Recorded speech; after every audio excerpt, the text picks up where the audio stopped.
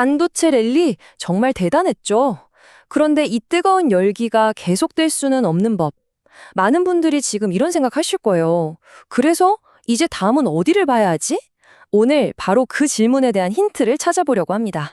네, 바로 이겁니다. 오늘의 핵심 질문이죠.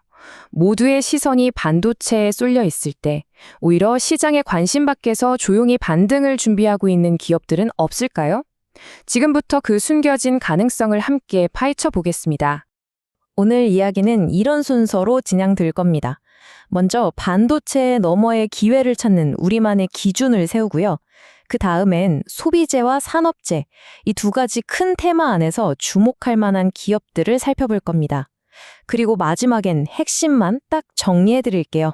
자, 그럼 첫 번째 파트입니다. 반도체 너머 숨겨진 보석을 찾기 위한 여정, 지금 바로 시작하죠. 우리가 오늘 사용할 핵심 도구는 바로 이 괴리율이라는 개념입니다. 좀 생소하게 들릴 수도 있는데 아주 간단해요. 증권사 분석가들이 이 주식은 이 정도 가격까지 갈 수 있다라고 제시한 목표 주가랑 지금 현재 주가 사이에 얼마나 차이가 나는지를 보여주는 비율이에요. 그러니까 괴리율이 50%다? 그럼 앞으로 50%는 더 오를 가능성이 있다고 보는 거죠. 한마디로 이 수치가 높을수록 이거 생각보다 싸게 거래되고 있네? 하는 저평가 신호로 볼 수 있다는 겁니다. 좋습니다. 그럼 이 괴리율이라는 돋보기를 가지고 본격적으로 종목들을 한번 들여다볼까요? 첫 번째 테마는 바로 소비 회복의 수혜주들입니다.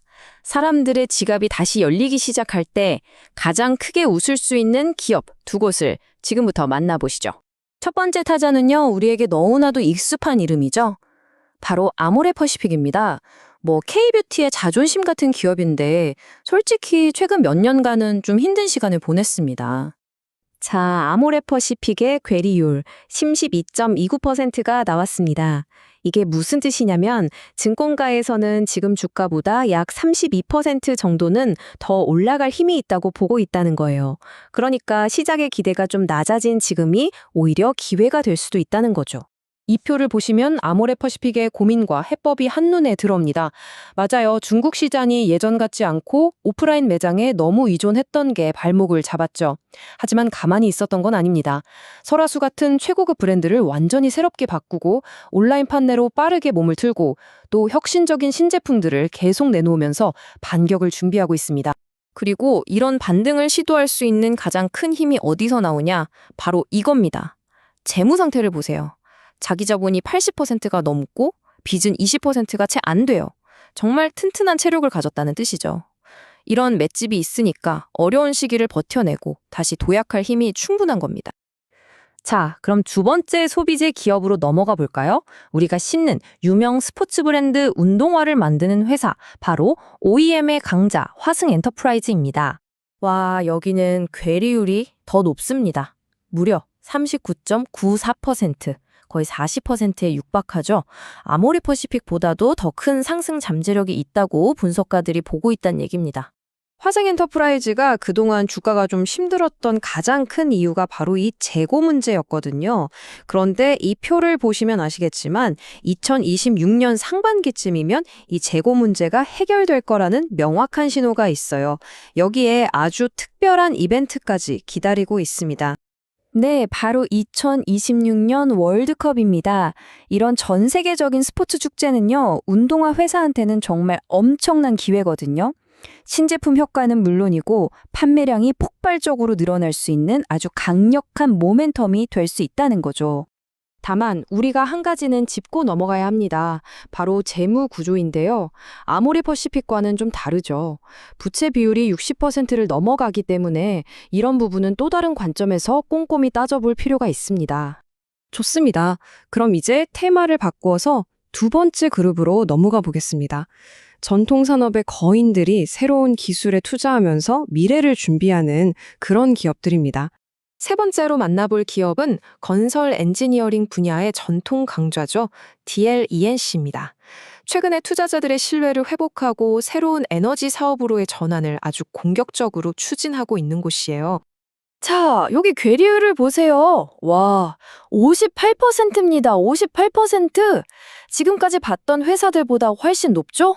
그만큼 분석가들이 보는 잠재력이 어마어마하다는 뜻입니다. DLENC는 지금 두 가지 큰 숙제를 풀고 있어요. 첫째는 좀 흔들렸던 투자자들의 마음을 돌리기 위해 자사주도 사들이고 배당도 늘리는 등 주주들을 챙기는 거고요. 근데 진짜 우리가 주목해야 할 건 두 번째, 바로 미래 먹거리입니다. 차세대 원졸이라고 불리는 SMR, 즉 소형 모듈 원전 사업에 뛰어들면서 완전히 새로운 성장 스토리를 쓰고 있습니다. 이 그래프를 보시면 정말 한눈에 딱 들어오죠? 현재 주가와 증권사들이 보는 목표 주가 7만 원 사이에 이만큼의 공간이 있다는 거잖아요. 그 잠재력을 시각적으로 아주 잘 보여주고 있습니다. 자, 드디어 마지막 네 번째 기업입니다. 아마 많은 분들이 잘 아실 거예요. 철강의 거인에서 이제는 전기차 시대의 핵심, 2차 전지 소재 기업으로 거듭나고 있는 곳, 바로 포스코 홀딩스입니다. 괴리율이 무려 60%입니다. 오늘 본 기업 중에 가장 높아요.